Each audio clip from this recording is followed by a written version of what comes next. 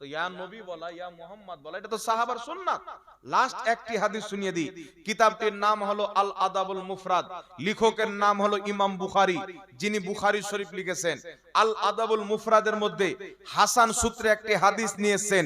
হযরতে আব্দুল্লাহ ইবনে উমর কুফাতে তিনার ডান side paralysis হয়ে গেলেন, ওষুধ খাচ্ছেন ঠিক হচ্ছেন না, ডক্টর দেখাচ্ছেন ঠিক হচ্ছেন না।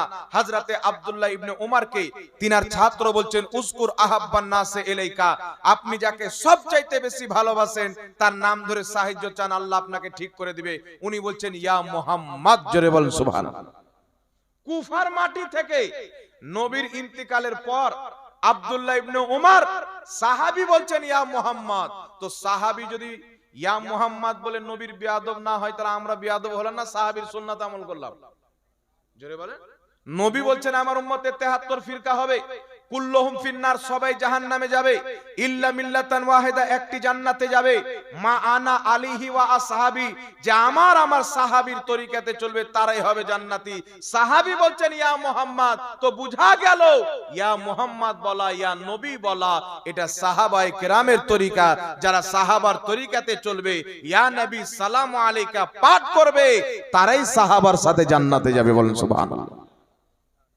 এইবার থাকলো সম্মানে দাঁড়ানো, বলে দেবো? বলে দেবো? এটা একটা প্রশ্ন এসে, আগে বলে দিই, তারপরে বলবো নবীর সম্মানে দাঁড়ানো যাবে কি যাবে না। আসসালামু আলাইকুম। ওয়ালাইকুম আসসালাম ওয়া রাহমাতুল্লাহ। আমার প্রশ্ন হলো, ওয়াহাবি আহলে হাদিসদের সাথে সম্পর্ক করা যাবে কিনা, এটাই আছে মনে হচ্ছে। রিশতা করা যাবে কিনা, সম্পর্ক করা যাবে কিনা, বন্ধুত্ব করা যাবে কি যাবে না। আমি আপনাদেরকে একটি হাদিস শোনালাম সাহাবায়ে কেরামের। দেখেন, আহলে হাদিসদের আকীদা হলো নবীর ওসিলা নেওয়া শিরকে আকবার।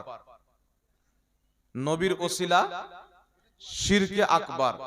নবী পাক সাল্লাল্লাহু আলাইহি ওয়াসাল্লাম হযরতে আলীর মা যখন ইন্তিকাল করলেন, মাজমা জাওয়াইদের মধ্যে সহিহ হাদিস, তো আল্লাহর নবী দোয়া করলেন, আল্লাহ তুমি আমার মায়ের মাগফিরাত করো বিহাক্কে নবিয়্যিকা ওয়াল আম্বিয়া আল্লাযিনা মিন ক্বাবলি, তোমার নবী আমার ওসিলায় এবং পূর্বের সমস্ত নবীর ওসিলায়। কে দোয়া করছেন? আমার নবী। তাহলে আমার নবী দোয়া করছেন আমার ওসিলায়, পূর্বের সমস্ত নবীর ওসিলায়। তাহলে নবীগণের ওসিলা নামা জায়েজ না না জায়েজ? নবীর সুন্নাত। আমার নবী নিয়েছেন, সাহাবা নিয়েছেন, তাবরানী শরীফের মধ্যে সহিহ হাদিস। এখন লা মাযহাবীদের আকীদা হলো নবীর ওসিলা হলো শিরিক। নবীর ওসিলা কি? শিরিক। তো যে কাজটা নবী করেছেন সেটাকে যদি শিরিক বলে, তাদের ফতোয়া অনুযায়ী আমার নবী মুশরিক, আমার নবী শিরিক করেছেন। তো এদের এমন এমন ফতোয়া আছে, এদের ফতোয়া অনুযায়ী নবীও শিরিক করেছেন, সাহাবাও শিরিক করেছেন, আর আল্লাহ বলছেন ওয়াবতাগু ইলাইহিল ওসিলা, আমার নিকটে ওসিলা পেশ করো, তো আল্লাহও শিরিক করেছেন। কেউ বেঁচে নাই। এমন উটপাটাং ফতোয়া দেয়, শিরকের ফতোয়া, জঘন্যতম ফতোয়া। রাসূল বলছেন যদি কেউ কোনো মুসলমানকে মুশরিক বলে, সে নিজে কাফির মুশরিক হবে। যদি কেউ কোনো মুসলমানকে মুশরিক বলে, সে নিজেই কাফির হবে, ইসলাম থেকে বেরিয়ে যাবে, চিরস্থায়ী জাহান্নামী হয়ে যাবে। এই জন্য বিরাদ ইসলাম, তাদের আকীদা নবীর ওসিলা শিরিক, তাদের ওসিলা কিয়ামতে নবী কোনো উপকার করতে পারবে না। আর হাদিস হচ্ছে, হাদিসের মধ্যে একটি হাদিসকে বলা হয় হাদিসে মুতাওয়াতির। হাদিসে মুতাওয়াতির বলা হয় যে হাদিসকে এত সংখ্যক সাহাবা বর্ণনা করেছেন যার মিথ্যা হওয়া অসম্ভব। এই ধরনের হাদিসকে বলা হয় হাদিসে মুতাওয়াতির। আর হাদিসে মুতাওয়াতিরকে কেউ যদি অস্বীকার করে, ওই ব্যক্তি কাফির। আর হাদিসে মুতাওয়াতির দ্বারা প্রমাণিত আল্লাহ তাবারাক ওয়া তাআলার হাবিব কিয়ামতের ময়দানে শাফাআত করবেন। ইবনে মাজাহ সহিহ হাদিস, রাসূল বলছেন শাফাআতি লি আহলিল কাবাইরি মিন উম্মতি, আমি কিয়ামতের ময়দানে আমার উম্মতের বড় বড় পাপীদের শাফাআত করে জান্নাতে নিয়ে যাব। জোরে বলেন সুবহানাল্লাহ। বুখারীতে একাধিক হাদিস, রাসূল পাক বলছেন আমি আমার উম্মতের শাফাআত করে জান্নাতে নিয়ে যাব। লা মাযহাবীদের আকীদা হলো কিয়ামতের ময়দানে নবী কোনো উপকার করতে পারে না। স্পষ্ট বলে বক্তব্যের মধ্যে, নবী নিজেই ফাল করে তাকিয়ে থাকবে, আমার নেকির পাল্লা ভারী হচ্ছে না গুনার পাল্লা ভারী হচ্ছে। নবী বলছেন কিয়ামতে আয়েশা আমি তোমাকে চিনতে পারবো না যে তুমি আমার স্ত্রী। নবী নিজেই ব্যস্ত থাকবে, তো আমাদের কি উপকার করবে? এই রকম তাদের আকীদা। আর একটা তাদের আকীদা কি, নবী পাক সাল্লাল্লাহু আলাইহি ওয়াসাল্লামের ব্যাপারে নবী কবরে মরা মানুষ পড়ে আছে। আর নবীর দেওয়া আকীদা আল আম্বিয়া ও আহইয়াউন ফি কুবুরিহিম ইউসাল্লুন, আল্লাহর প্রত্যেক নবী কবরে জীবিত তারা নামাজ আদায় করে। এদের আকীদা হচ্ছে নবী পাক সাল্লাল্লাহু আলাইহি সাল্লামের রওজা জিয়ারত করতে যাওয়া শিরক। কেউ যদি বাড়ি থেকে বের হয় মদিনা শরীফ নবীর রওজা জিয়ারত করতে যাব, ওই ব্যক্তি শিরক করলো, মুসলমান নয়, কাফির হয়ে যাবে, ঈমান থাকবে না। আর শরীয়ত বলছে নবীর রওজা জিয়ারত করতে যাওয়া ইবাদত। আমার নবী বলছেন মান যারা কবরি ওয়াজাবাত লাহু শাফাআতি, যে আমার কবরের জিয়ারত করলো আমার শাফাআত তার জন্য ওয়াজিব হয়ে গেল। কোন ওলির মাজার, কোন নবীর রওজা, কোন মুসলমানের কবর দূর থেকে হেঁটে গিয়ে গাড়িতে চেপে গিয়ে জিয়ারত করা নবীর সুন্নাহ। মুসান্নাফে আব্দুর রাজ্জাকের মধ্যে হাদিস, আমার আপনার নবী প্রত্যেক বছর উহুদের শহীদগণের মাজার প্রত্যেক বছর প্রথম সালে জিয়ারত করতে যেতেন। জোরে বলেন সুবহানাল্লাহ। সাহাবায়ে কেরাম দূর ও দারাজে যখন চলে আসলেন দিন প্রচার করতে, তিনারাও নবী পাকের রওজা জিয়ারত করতে গিয়েছেন। অসংখ্য তাদের পথভ্রষ্ট বিদাতি আকীদা রয়েছেন, তারা মুসলমানদেরকে মুশরিক মনে করে, এই জন্য তারা পথভ্রষ্ট গুমরা। অনেকেই তাদের মধ্যে কুফরি আকীদা থাকার কারণে কাফির। সুতরাং তাদের সাথে কোনো মুসলমানের রিশতা করা, সম্পর্ক করা শরীয়তে এটা হারাম না হালাল। আমার নবী বলেছেন ওয়ালা তু আকিলুহুম ওয়ালা তু জালিসুহুম ওয়ালা তু শারিবুহুম ওয়ালা তু নাকিহুহুম। আমার নবী বলছেন যারা বদ আকীদা, যাদের আকীদা খারাপ, রাসূল বলছেন তাদের সাথে বসিও না, কিছু পান করিও না, কিছু খেও না, নিজের ছেলে মেয়ের বিয়ে শাদী দিও না, মরে গেলে মাটি দিতেও যেও না। যাদের আকীদা খারাপ, এটা আমার নবী বলেছেন। আর লামাযহাবীদের আকীদা খারাপ, কয়েকটি আকীদা বয়ান করা হলো, আরো অসংখ্য তাদের আকীদা আছে যেগুলো আপনাদের সামনে হয়তো বয়ান করলাম না। এদের এমন মারাত্মক আকীদা, এদের মৌলবী কিতাবের মধ্যে ইসমাইল দেহলভী লিখছে আল্লাহ ছাড়া কাউকে মানা যাবে না, নবী ওলি সব বাদ, এক আল্লাহকে মানো তুমি জান্নাতি হয়ে যাবে। এই মানহাজ, এই আকীদা ইবলিসের ছিল। ইবলিস বলছিল শুধু আল্লাহকে মানবো, আদমকে মানার দরকার কি? তো আল্লাহ বলছেন তুই আমার আদমকে মানবি না, তো আমাকে মেনে তোর লাভ কি? নাকি বলেন? আদমকে মানবে না তো আমি আল্লাহকে মানা কোনো কাজে আসবে না। এই জন্য আল্লাহকে মানা তবেই হবে যাদেরকে আল্লাহ মানতে বলেছেন তাদেরকে আপনি মানবেন। কথা বুঝতে পেরেছেন কি?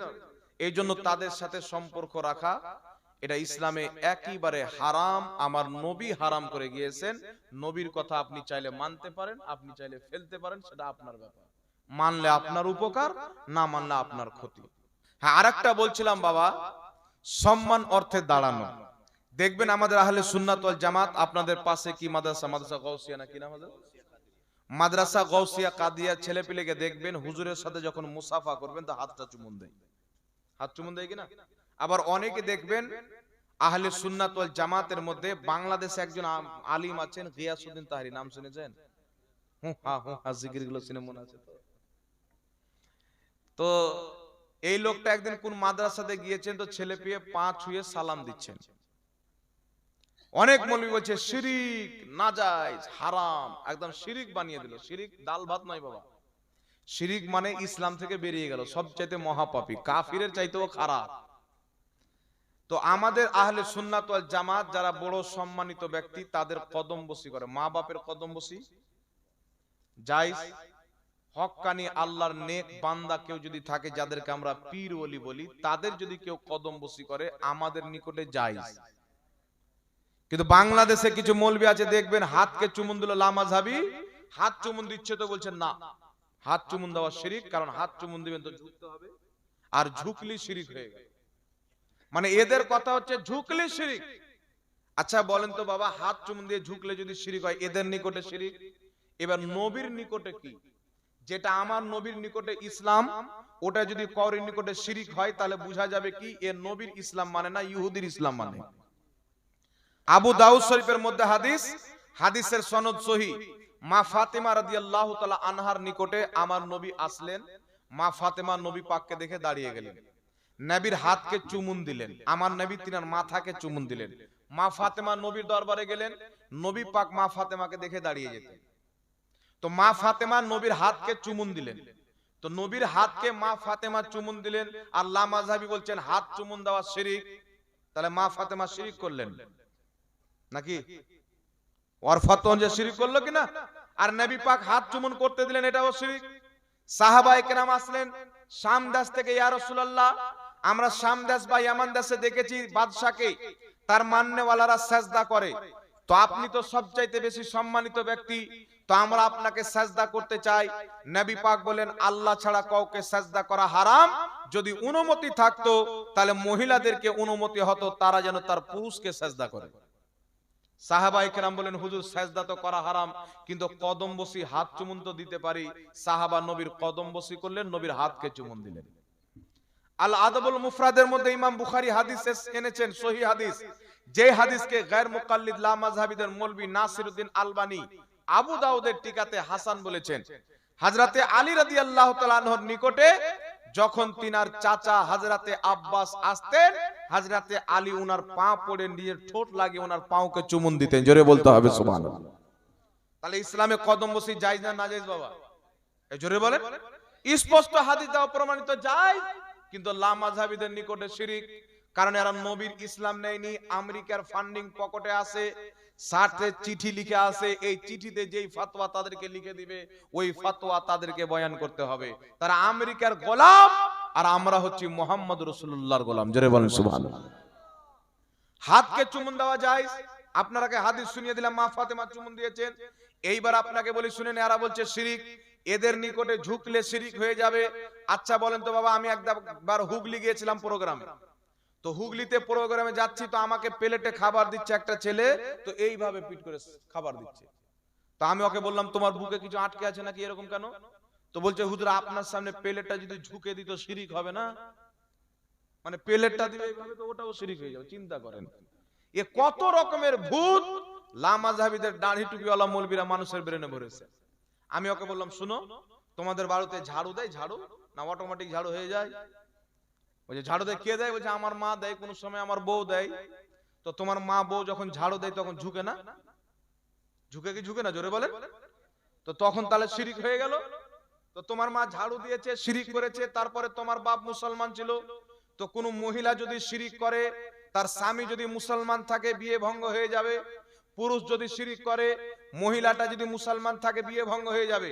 তো তোমার মা ঝাড়ু দিল, মাথা নত করে শিরিক করলো, বিয়েটা ভঙ্গ হয়ে গেল, তারপরে তুমি জন্ম নিলে, তাহলে ও কি হলো? যারও সন্তান হল না। তো এমন এমন ফতোয়া, ঝুঁকলি শিরিক। একটা ছেলে বক্তব্য শুনছে, আমাদের সুন্নি ঘরের লা মাযহাবের বক্তব্য শুনতে গেছে, মৌলবি বলছে কওরির সামনে ঝুঁকা যাবে না, ঝুঁকলি শিরিক, হাত চুমুন দিলি শিরিক, কদম বসি করলি শিরিক। শিরিকের ফতোয়া দিতে দিতে ওই মৌলবি সাহেবের রাগে ও উঠে চলে গেছেন বাড়ি। বাড়ি যেতে যেতে রাস্তাতে একটা দোকানে দাঁড়িয়ে আছে, মৌলবি সাহেব বক্তব্য শেষ করে আসছে, রাস্তায় টায়ার পাংচার। তো যেই দোকানে দাঁড়াচ্ছে তার পাশে আছে আপনার হাওয়া দেওয়ার দোকান, পাংচার সারানোর দোকান। তো পাংচার সারিয়ে টারিয়ে হাওয়া দিবে, তো হাওয়ার পাইপটা তো লাগাতে হবে ভোল্টুতে গিয়ে। তো মৌলবি সাহেব যেমনই লাগাতে গেছে, আমাদের সুন্নি ছেলে কলার ধরে বলছে এই বেটা শিরিক। তো মৌলবি বলছে কিসের শিরিক হয়ে গেল? তো বলছে তুমি তো 2 ঘন্টা বক্তব্য দিলা, খালি শিরিক শিরিক বললে, আর তুমি এখন টায়ারের সামনে ঝুঁকছো। তো হে পাগলা, সব জায়গাতে ঝুঁকা শিরিক নয়। ইবাদতের নিয়তে কাউকে খোদা মনে করে যদি ঝুঁকো তাহলে শিরিক হবে। তো সুন্নি ছেলেটা বলছে এই পাগলা, আমরা কোন মৌলবীকে খোদা বলি, কোন ওলিকে খোদা বলি, কোন মা বাপকে খোদা বলি? মা বাপের সামনে মা বাপ মনে করে মাথা নত করি, ও সম্মানিত ব্যক্তির জন্য সম্মানিত ব্যক্তি মনে করে মাথা নত করি। এটাই তো আমাদের নিয়ত থাকে। আল্লাহ ছাড়া কোনো মুসলমান কাউকে খোদা মানে না। জোরে বলেন সুবহানাল্লাহ। তো মৌলবি যে ফতোয়া দেয়, ওই মৌলবি চাপ্পাল পড়তে গেলে ও শিরিক করবে। চটিওয়ালা চাপ্পাল যখন চটি লাগাবে ঝুঁকতে হবে কি হবে না? তো চাপ্পালের সামনে ঝুঁকলে তো বড় শিরিক হবে। তো এই মৌলবি পাগলা হয়ে গেছেন, গাধা মৌলবি, মিষ্টি মিষ্টি ভাষা দিয়ে। রাসূল পাক বলেন কিয়ামতের পূর্বে কিছু মৌলবি বের হবে, তাদের ভাষা এত সুন্দর হবে মানুষ মনে করবে এরাই পাকা মুসলমান, কিন্তু ইসলামের সাথে তাদের কোনো সম্পর্ক থাকবে না। তারা ইসলামকে পিঠ পিছনে ফেলে দিবে, আর তাদের বাপ দাদা যে মশলাগুলো শিখিয়ে দিয়েছে ওইগুলোর উপরে অটল ভাবে তারা কায়েম থাকবে। আল্লাহ জাতিকে হেদায়েত দান করুক, সকল পড়ুন আল্লাহুম্মা আমিন।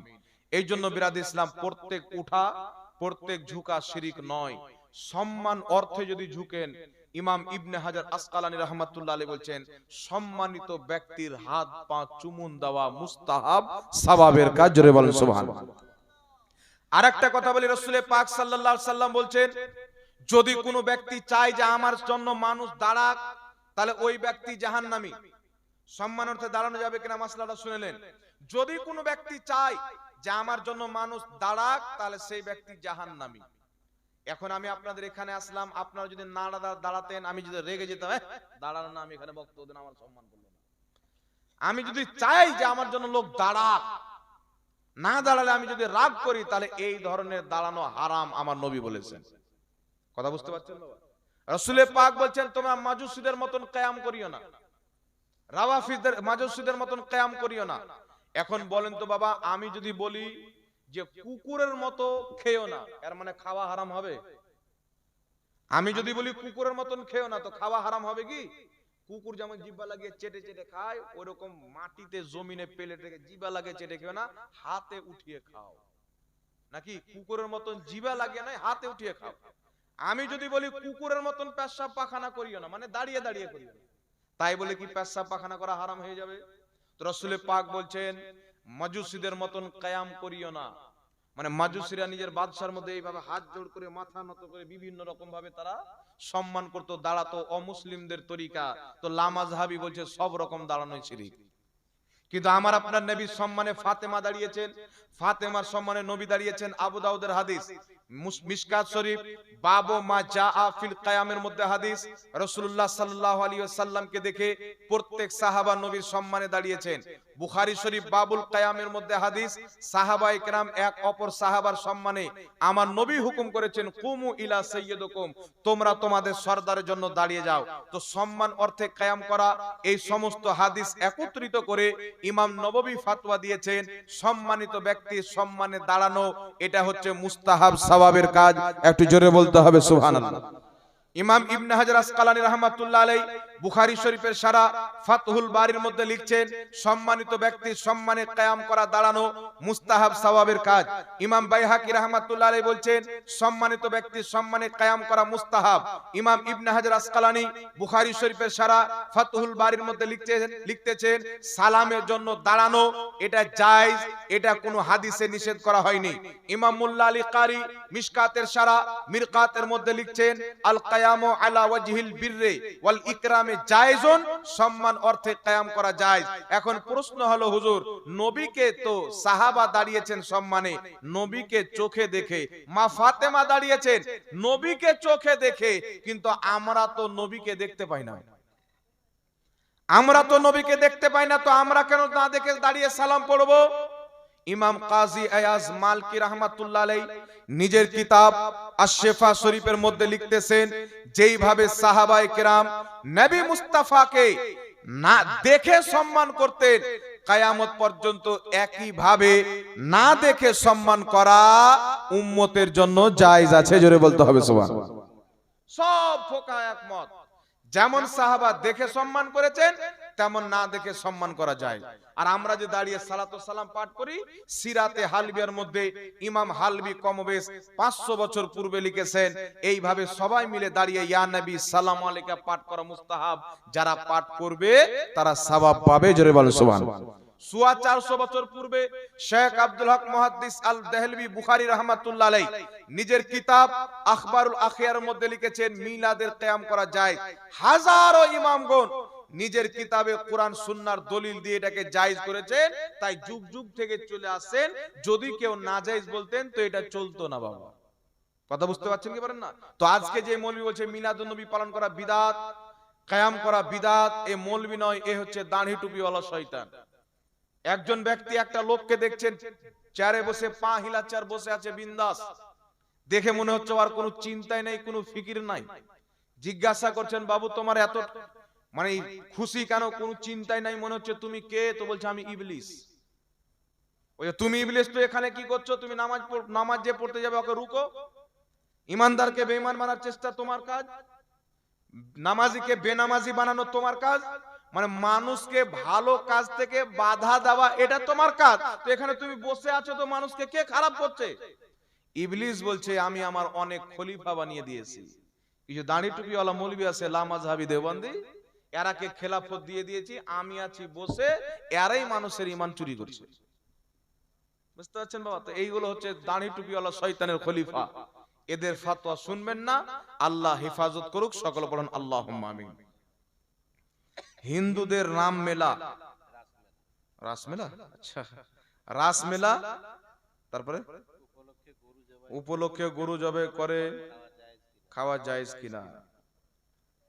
জায়েজ নাই, জায়েজ নাই। আপনাদের এলাকায় তওবা তওবা আস্তাগফিরুল্লাহ। তাহলে আপনারা তো হিন্দু মনে হচ্ছে নাকি? আস্তাগফিরুল্লাহ রাব্বি মিন কুল্লি যামবি ওয়া তুবু। শুনেন শুনেন শুনেন শুনেন, রাসূল পাক বলছেন মান তাশাব্বাহা বিকওমিন ফাহুয়া মিনহুম। মিশকাত শরীফের হাদিস, যেই ব্যক্তি যেই কওমের নকল করবে সে তারই অন্তর্ভুক্ত, তাদেরই অন্তর্ভুক্ত। কোন ব্যক্তি যদি কোন হিন্দুদের পূজাকে কেন্দ্র করে গরু ছাগল জবাই করে, ওই ব্যক্তি জাহান্নামী। কোন কোন সময় কাফিরও হয়ে যেতে পারে, তার বউ তালাকও হয়ে যেতে পারে, তার আনেওয়ালা যত বাচ্চা সব জারু সন্তান হবে। ইসলাম এত সহজ নয়। কোন কোন সময় কুফর পর্যন্ত হতে পারে। তার জন্য এটা স্পষ্ট হারাম কোন পূজাকে কেন্দ্র করে ছাগল জবাই করা। আর হারাম হওয়াতে কোনো সন্দেহ নাই। আর যদি ইবাদত মনে করে, পূজাকে ইবাদত মনে করে জবাই করে, তাহলে এটা কুফর। ওই ব্যক্তি কাফির হয়ে যাবে, তার বউটা তালাক হয়ে যাবে। কথা বুঝতে পারছেন কি পারেন না? না, আমি দুটোই মশলা বয়ান করছি। কেউ পূজাকে লক্ষ্য করে জবাই করে, পূজাকে কেন্দ্র করে হারাম। আর পূজাকে ইবাদত মনে করে, এটাকে ইবাদত মনে করে যদি জবাই করে, তাহলে এটা কুফরই হবে। এই জন্য যারা করেছেন তারা তওবা করবেন, আর ভবিষ্যতে কোনই মতে খবরদার এই কাজ করবেন না। সমাজে কেউ যদি করে, তাকে সমাজ থেকে বাদ দিয়ে দেন। কথা বুঝতে পেরেছেন? যেই ব্যক্তি আপনারা যারা করেছেন, অবশ্যই তারা প্রকাশ্যে ইমাম সাহেবের কাছে গিয়ে তওবা করে নেবেন। মসজিদে সবাই জুম্মার দিনে যাবেন না, সবাই তওবা করে নেবেন। এরপরে কেউ এইগুলো কাজ করবেন না। আর যদি কেউ তবুও করে, তাকে বুঝাবেন। যদি না বুঝে, তাহলে সমাজ থেকে তাকে বাদ করে দিবেন। মুসলমানের কবরস্থানে তাকে দাফন করবেন না। ওকে বলবেন হিন্দু ভাইদের পূজাকে কেন্দ্র করে তুমি যখন গরু জবাই করছো, তুমি মরলে তাদের সংসার ঘাটে তোমাকে জ্বালিয়ে দেয়। কথা বুঝতে পারছেন? খবরদার করবেন না। মাদ্রাসা, এটা কি মসজিদের, মাদ্রাসা ও মসজিদের মধ্যে কমিটির মধ্যে মেলা, এটা মেলা ডাকা কি জায়েজ না না জায়েজ? মেলা জালসাকে কেন্দ্র করে মেলা বসানো হারাম। কথা বুঝতে পারছেন? যদি কোনো কমিটি মেলার ডাক করে, ওই মেলাতে যে ছেলে মেয়ে বেপর্দা হয়ে ঘুরে বেড়ায়, তো ওই মেলাতে যত ছেলে মেয়ে খারাপ নজর করে কোনো মহিলার দিকে তাকাবে, কোনো মহিলা ছেলের দিকে তাকাবে, কোনো পরপুরুষের গায়ে তার ধাসকা লাগবে, যত গুনাহ হবে সব গুনাহ কমিটির উপরে পড়বে। কারণ ও রাস্তা করে দিল হারাম করার। তো এইরকম জালসাকে কেন্দ্র করে যদি মেলা ডাক করে, তো জালসা দিয়েন না, আপনারা কীর্তন গান দিয়ে দিয়েন। বুঝতে পারছেন? ও কমিটিকে বাদ দিয়ে দিয়েন, ও কমিটিকে রাখিয়েন না। এই কমিটিগুলোই হচ্ছে ধান্দাবাজ। জালসা দেওয়া হয় ইবাদতের জন্য, কোরআন হাদিসের আলোচনা শোনানোর জন্য, কোরআন হাদিসের বক্তব্য শোনার জন্য, মহিলা আর ছেলেদের মিলাপ আলাপ করার জন্য নয়। এই জন্য মেলা বসানো ডাক করানো এটা জায়েজ নয়। কোন অচেনা বোরকা পরার মেয়ের সামনে দিয়ে হেঁটে গেলে তাকে সালাম দেওয়া জায়েজ? জায়েজ কি? আপনার সালাম দেওয়া জায়েজ, তবে মহিলাটা উত্তর দিবে আস্তে, ওর আওয়াজ যেন আপনি শুনতে না পান। কারণ মহিলাদের আওয়াজটাও হচ্ছে পর্দা। গায়ের মাহরম মহিলাকে সালাম না দেওয়া উত্তম। বুঝতে পারছেন? এটা কি আছে? সালাম নেই। ওয়ালাইকুম সালাম। গুটকা বা জর্দা দিয়ে পান খাওয়া যাবে কিনা? যে মৌলবি বলে গুটকা খাওয়া হারাম, ও বেটা স্টেজ থেকে নেমে গিয়ে গাড়িতে ড্রাইভারকে কইছে একটা বিড়ি দে খাই। দেখবেন কিছু মৌলবি আছে আপনাদের এলাকায় জালসা করতে এসে বলে যে পান খাবে, গুটকা খাবে, 40 দিন পর্যন্ত নামাজ হবে না। বলে কি বলে না? এরকম শয়তান মৌলবি আছে। ও বেটা আবার কালিয়া চোখের চায়ের দোকানে বসে লম্বা করে মেরে বলছে মেরে খাইনি বলছে মুখে। ও নিজে খাইনি খায় হারাম করে, কলকাতার দিক থেকে আসে শয়তান। ও নিজে খাইনি খায়, ওর দাঁত এভাবে চেক করবেন, ওর দাঁতে মনে হবে যে ভাটার একদম জং লাগা ইট।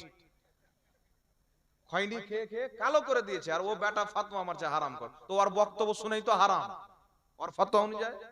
তো তো এইগুলো পান ফান এগুলো হারাম নয়। এই যে চাঁচলে এসেছিলাম, তো চতুর সাইডে লামাজাবি, ওখানে বক্তব্য দিতে এসেছি, তো বলছে হুজুর ওরা হারাম বলে, এখানে যত লামাজাবি মৌলবি আছে কালো জর্দা না হলে হারাম করে একদিনও পান খায় না, সব কালো জর্দা খায়, হারাম বলে খায়।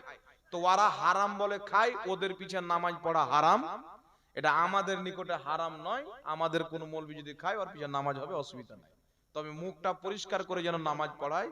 যদি জর্দার গন্ধ থাকে তো নামাজ মাকুরে তাহরিমি হবে, আর মুখ পরিষ্কার করে যায়, উজু করে যায়, দাঁতল মাতল করে যায়, তাহলে নামাজ হবে, অসুবিধা নাই। এগুলো হারাম নাই, তবে না খাওয়া উত্তম, স্বাস্থ্যের পক্ষে ক্ষতি, খেয়েন না। লামাযহাবীদের জবাই করা মাংস খাওয়া জায়েজ নাকি না জায়েজ? যাদের আকীদা আল্লাহ আল্লাহ রাসূল সম্পর্কে চুল পরিমাণে ধারণা, আকীদা খারাপ, তাদের জবাইকৃত মাংস মুসলমানদের জন্য মরা গরু, মুরদার, যেমন মুরদার খাওয়া হারাম, তেমন তাদের জবাইকৃত মাংস খাওয়া হারাম। যেমন কোন হিন্দু ভাই যদি 100 বার আল্লাহু আকবার বলে, আল্লাহর নাম নিয়ে বিসমিল্লাহ আল্লাহু আকবার বলে জবাই করলে ওটা হালাল হবে না। তেমন আল্লাহ আল্লাহ রাসূলের বেয়াদবি করনেওয়ালা, ইসলামের অন্তর্ভুক্ত যারা নয়, তারা যদি জবাই করে 1000 বার আল্লাহু আকবার বলে, তাদের জবাই করা মাংস হালাল হবে না। আমি আমার মামার ছেলের বিয়েতে মাংস খাইনি, মানে হয়তো ওর মামার ছেলের বিয়ে কোনো ওয়াহাবির বাড়ি হচ্ছে, মাংস খানি। আলহামদুলিল্লাহ, আপনি ভালো কাজ করেছেন, নেকির কাজ করেছেন, আল্লাহ আপনাকে কায়েম রাখুক। যাই হোক বিরাদর ইসলাম, আর মাত্র 10 মিনিট কয়েকটি কথা আপনাদেরকে গুরুত্বপূর্ণ বলতে চাই। কথা হচ্ছে, আল্লাহ তাবারাক ওয়া তাআলা পবিত্র কোরআন পাকে বলেন, কুল হাল ইয়াস্তাবিল্লাযিনা ইয়ালামুনা ওয়াল্লাযিনা লা ইয়ালামুন। আল্লাহ বলেন, হাবিব তুমি বলো, যারা জাননেওয়ালা যারা না জাননেওয়ালা দুটোই কি সমান? অর্থাৎ আলিম এবং যারা আলিম নয়। তো আমরা সবাই জানি সমান নয়, না কি বলেন বাবা? আলিম জানাবে, সাধারণ পাবলিক জানবে। যারা জানে না তাদের কর্তব্য জানা, আর যারা জানে তাদের কর্তব্য হচ্ছে জানানো। নবী পাক সাল্লাল্লাহু আলাইহি সাল্লাম বলছেন, যখন কোনো ব্যক্তি ইলম অর্জন করে আলিম হয়ে যায়, তখন ওই ব্যক্তিকে বলা হয় আল উলামা ওয়ারাসাতুল আম্বিয়া, নবীগণের ওয়ারিস, নাইবে নবী, যাদেরকে বলা হয় নবীর নাইব। আলিম ওলমার ব্যাপারে রাসূল পাক বলছেন, তিনটি জিনিসের দিকে তাকানো ইবাদত। একটি হচ্ছে কাবা ঘর, একটি হচ্ছে পিতামাতার চেহারা, একটি হচ্ছে আলিম ওলমার চেহারা। এই তিনটি জিনিসের দিকে তাকানো হচ্ছে ইবাদত। যদি কোনো ব্যক্তি কোনো হক্কানি আলিমের চেহারার দিকে তাকায়, যেটা একটা আলিমের চেহারা, তবুও ইবাদতের সওয়াব পাবে, এটা আমার নবীর হাদিস। মা বাপের চেহারার দিকে তাকায় তো সওয়াব পাবে। কোন ব্যক্তি যদি কোনো আলিমের মজলিসে বসে, রাসূল পাক বলছেন, যেই ব্যক্তি কোনো আলিমের মজলিসে বসলো এমন যেমন কোন নবীর মজলিসে বসলো। এজন্য বিরাদ ইসলাম, আলিম ওলমার মর্যাদা সম্মান আল্লাহর দরবারে অনেক বেশি। কথা বুঝতে পারছেন? অনেক বেশি। তো আলিম ওলমার ইজ্জত সম্মান আমার আপনার জন্য জরুরি। আমাদেরকে আলিম ওলমাদের সম্মান করতে হবে। আমরা নিজে আলিম, এক অপরের সম্মান করি।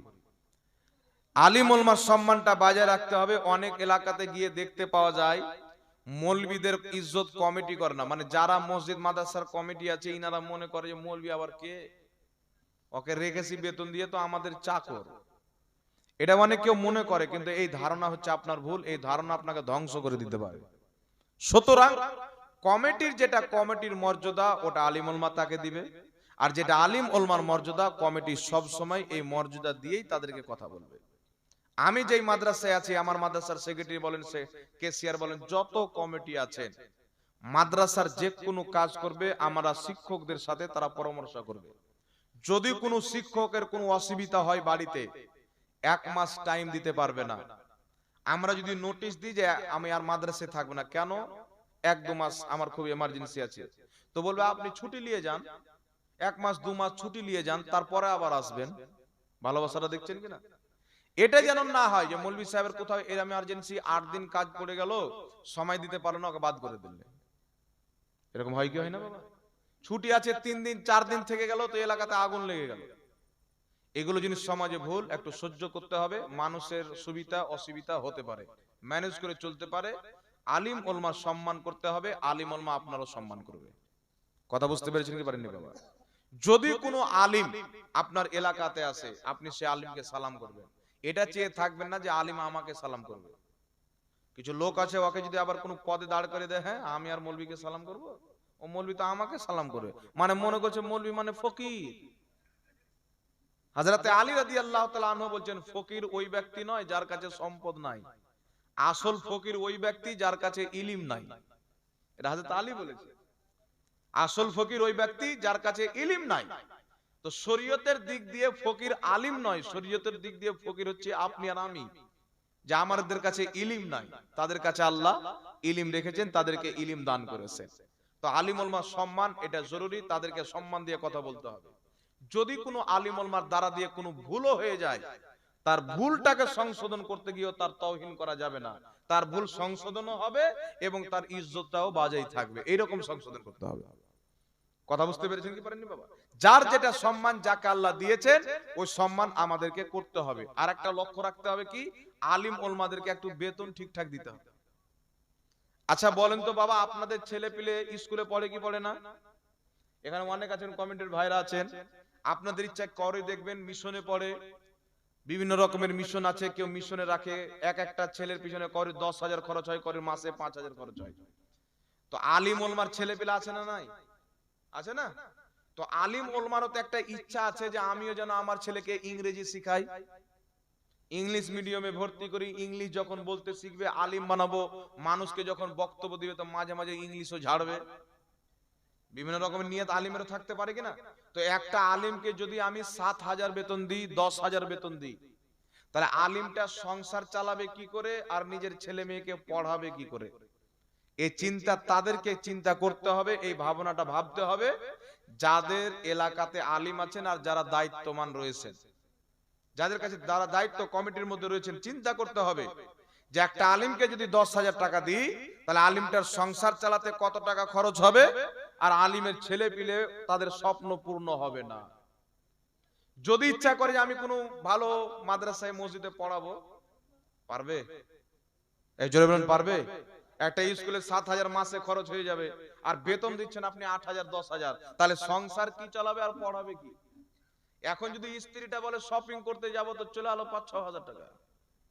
আমার স্ত্রী বলছে একদিন আমাকে চলো তো বহরমপুর, আমি ওখানে থাকি, মাদ্রাসায় ওখানে ঘর ভাড়া করে ফ্যামিলি নিয়ে থাকি, তো যে বাজার করতে আমাকে চলো, আমি ভেবেছি হয়তো 700-800 টাকা খরচ হবে, তো গেলাম তো 7-8 হাজার টাকা চলে গেল। বুঝতে পারলেন কিনা? তো এখনকার খরচা অনেক বেশি বাবা।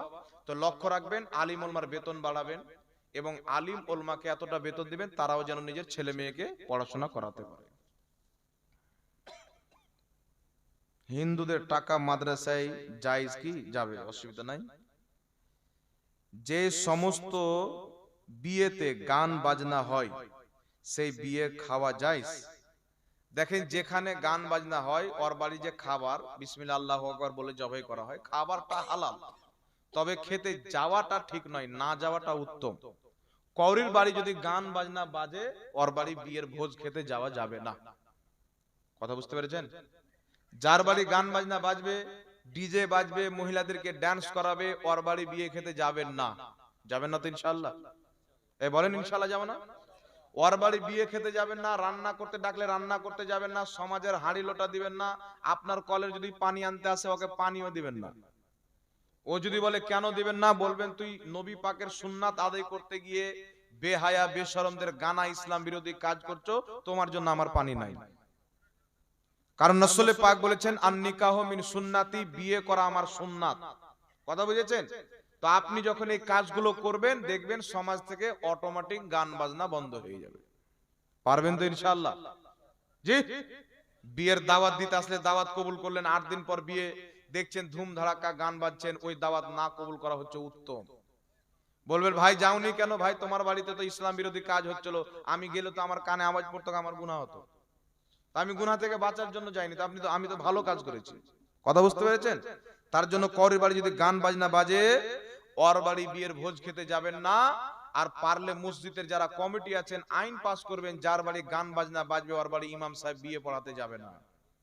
ইমাম সাহেব বাধ্য হয়ে যায়, না গেলে গ্রামে আগুন লেগে যাবে, ঝামেলা লেগে যাবে। এটা কমিটিদের দায়িত্ব, যার বাড়ি হারাম কাজ হবে বিয়েতে তার বাড়ি ইমাম সাহেব বিয়ে পড়াতে যাবে না। কথা বুঝতে পেরেছেন? ইমাম সাহেবকে পাক রাখা, পবিত্র রাখা কমিটিদের দায়িত্ব। আর কমিটি শর্ত করে দিবেন সবারই বাড়ি যেতে হবে, নাহলে ইমাম রাখবো না, কি ভালো কি মন্দ গ্রামে ঝামেলা হবে, তো ইমাম সাহেব যাই যেন ঝামেলা না হয়। কথা বুঝতে পারছেন?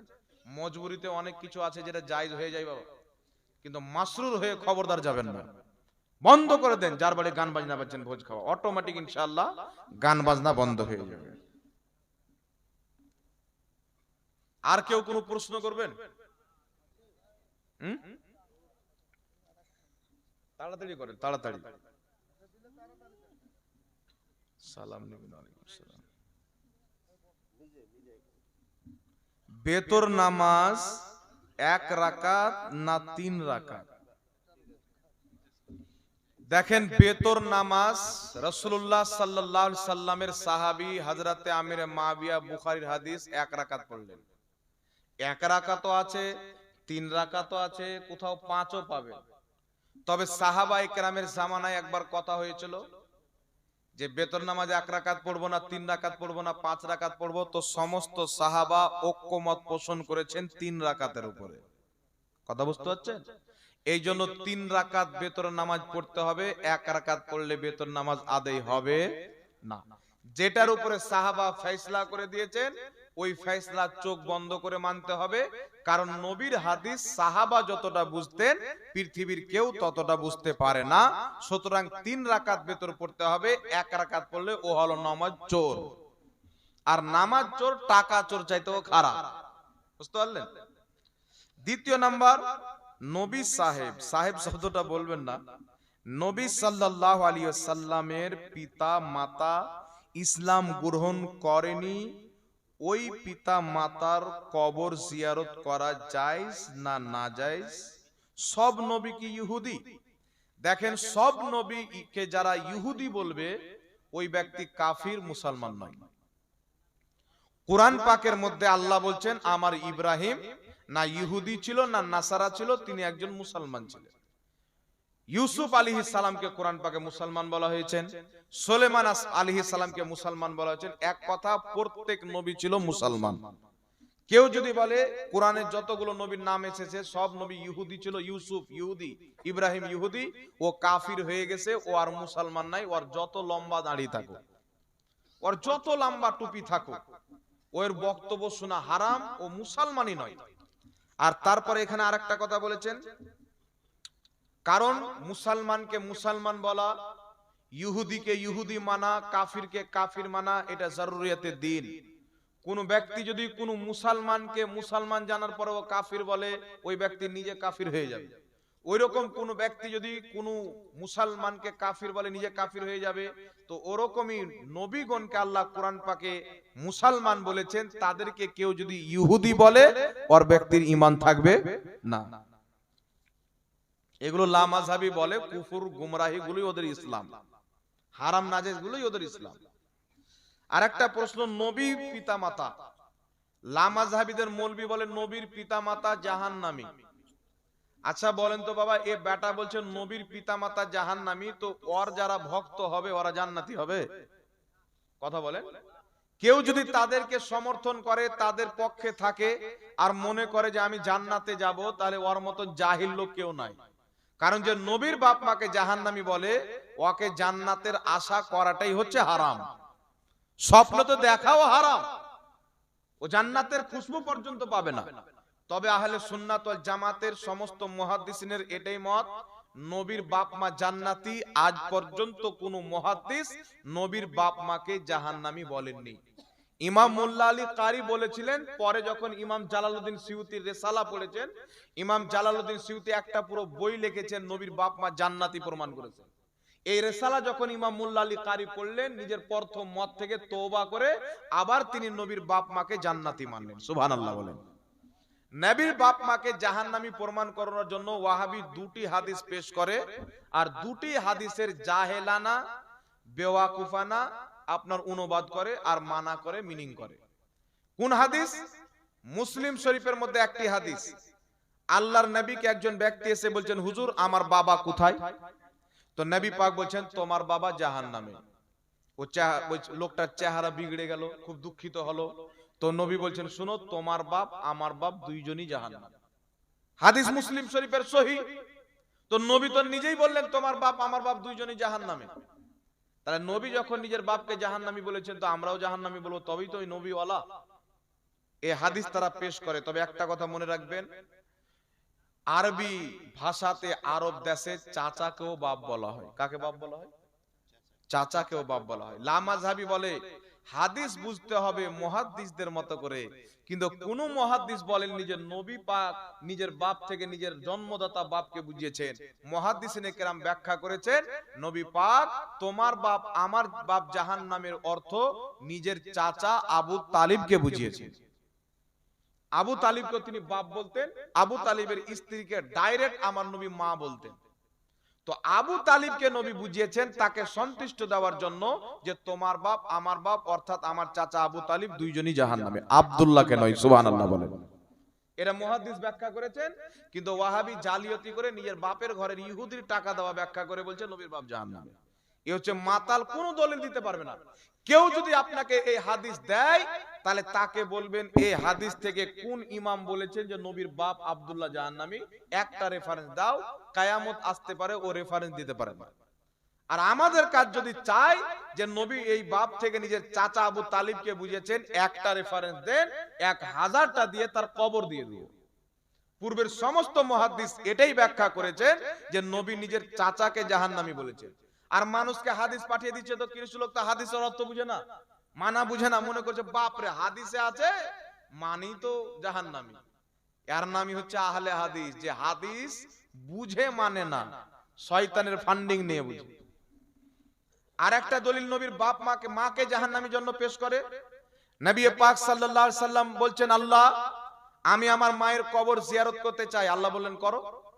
নবী কবর জিয়ারত করলেন। রাসূল পাক বলছেন, আল্লাহ আমার মায়ের মাগফিরাতের জন্য দোয়া করতে চাই। আল্লাহ পাক বলেন মাগফিরাতের দোয়া করিও না। তো লামাযহাবী যুক্তি কি বের করলো, যে মাগফিরাতের দোয়া এই জন্য আল্লাহ করতে নিষেধ করলেন যে নবীর মা ছিল মুশরিকা কাফেরা জাহান্নামী। নাউজুবিল্লাহ বলেন। আরে জোরে বলেন না নাউজুবিল্লাহ।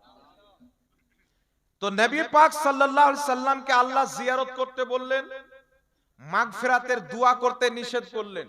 ওয়াহাবি বললেন মাগফিরাতের দোয়া করতে নিষেধ করলেন মানে জাহান্নামী। কিন্তু এখানে শুনেন বাবা, আল্লাহ কোরআন পাকে বলেছেন কাফিরের কবর জিয়ারত করা নিষেধ, কাফিরের কবর জিয়ারত করা হারাম।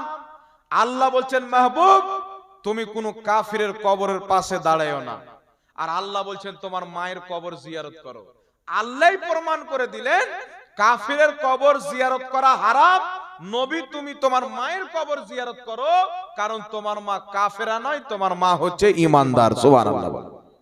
তো কোরআন থেকে প্রমাণ হয়ে যায় যে নবী পাকের মা ঈমানদার ছিলেন, তাই তিনার কবর জিয়ারত নবী করেছেন। কাফিরের কবর জিয়ারত করা জায়েজ নাই। এখন প্রশ্ন হলো মাগফিরাতের দোয়া কেন করতে দিলেন না? আল্লাহর নবী বলছেন মাগফিরাতের দোয়া করব, নবী পাক বললেন, তো আল্লাহ বললেন মাগফিরাতের দোয়া করিও না, নিষেধ কেন করলেন? নিষেধ করার কারণ হচ্ছে যদি আমার নবী মাগফিরাতের দোয়া করতেন, পৃথিবীর মানুষ মনে করতেন নবীর মা গুনহেগার ছিল, নবীর মা পাপী ছিল, তাই তার মাগফিরাতের দোয়া নবী করেছেন। আল্লাহ বলছেন মাহবুব তোমার মা আমিনা এমন একজন পবিত্র মেয়ে, যার দেহে যার চরিত্রে চুল পরিমাণে দাগ নাই, একটু দাগ নাই, গুনাহ তো নাই, কোন রকমের কোন দাগ নাই। এখন যদি তুমি মাগফিরাতের দোয়া করো, মানুষ তোমার মাকে দাগী মনে করতে পারে, গুনহেগার মনে করতে পারে, আর আমার হাবিবের মাকে কেউ গুনহেগার মনে করবে। আমি আল্লাহ চাই না, তোমার দোয়া করার প্রয়োজন নাই, তোমার মা অলরেডি জান্নাতি। সুবহানাল্লাহ।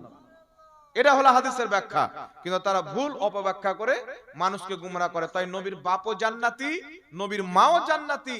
আজকাল 72 জাহান্নামী ফিরকাদের তরিকা নবীর বাপ মাকে জাহান্নামী বলা।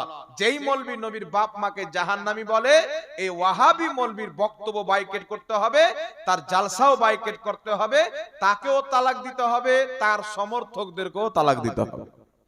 কথা বুঝতে পেরেছেন বাবা? এবার আরেকটা কথা বলছি শুনেন।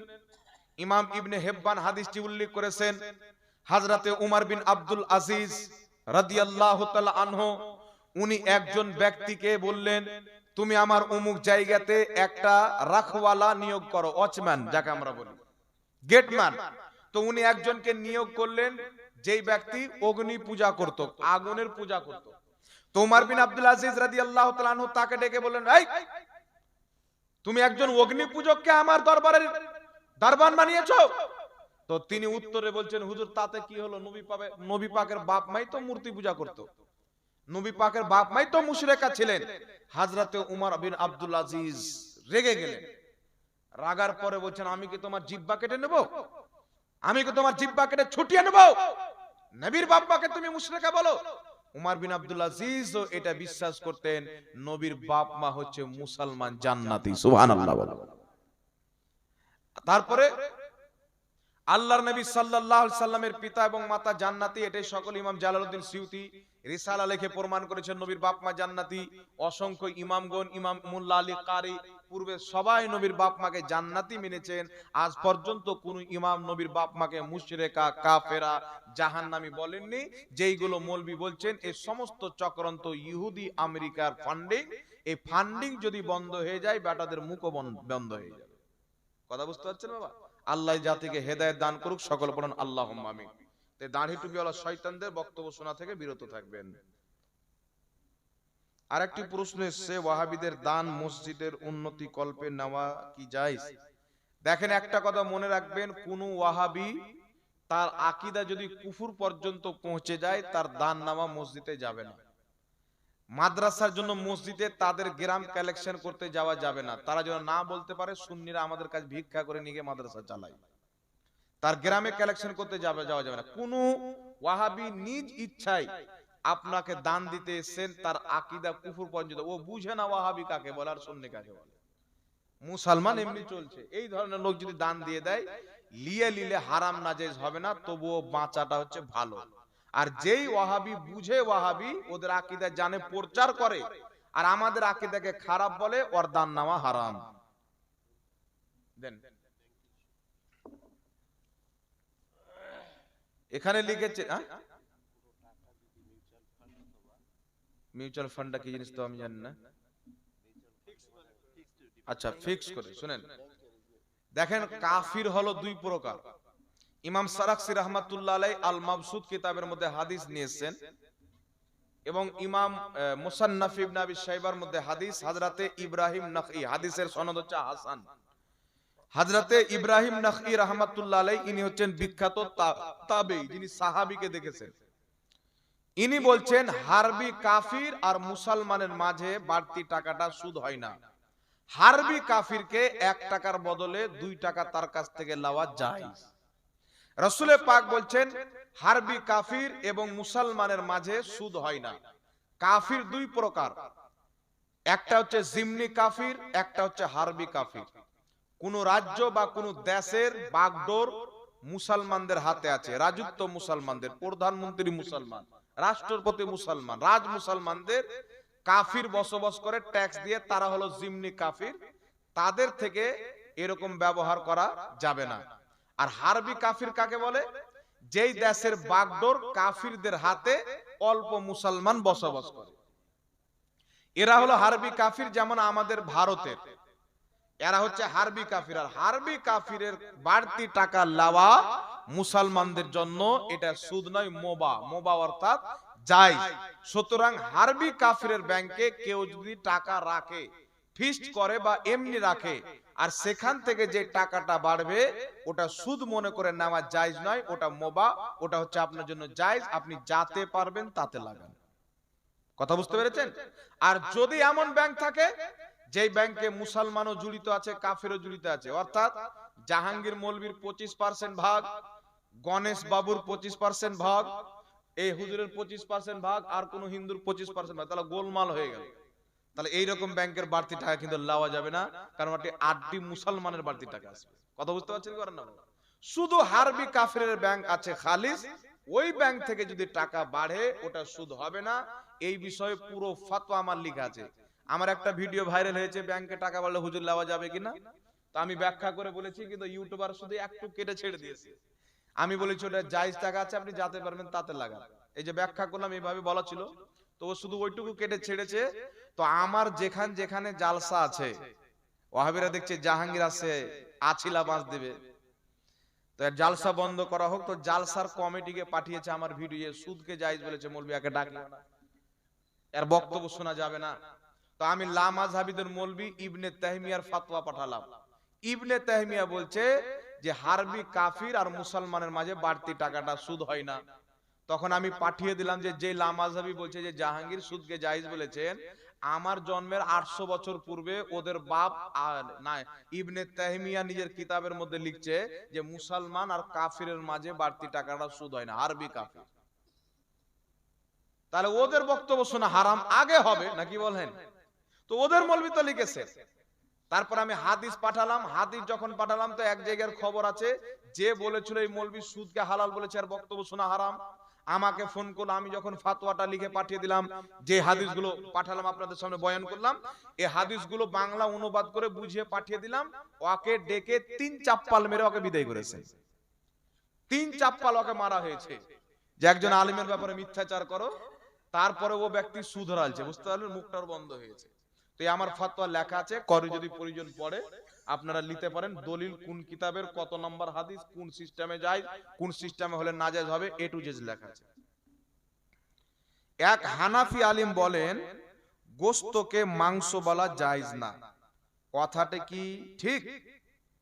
দেখেন কিছু মৌলবি নিজেকে হানাফি বলে আর ওরা বলে যে খাসি কুরবানি দেওয়া যাবে না। তো এই হানাফি নয়, হচ্ছে পাগলা মৌলবি, ব্রেনটাল। ওর মস্তিষ্কের বিকৃতি ঘটেছে। এক রাঁচি আমাদের ঝাড়খণ্ডের পাগলাখানাতে ভর্তি করতে হবে, বুঝতে পেরেছেন?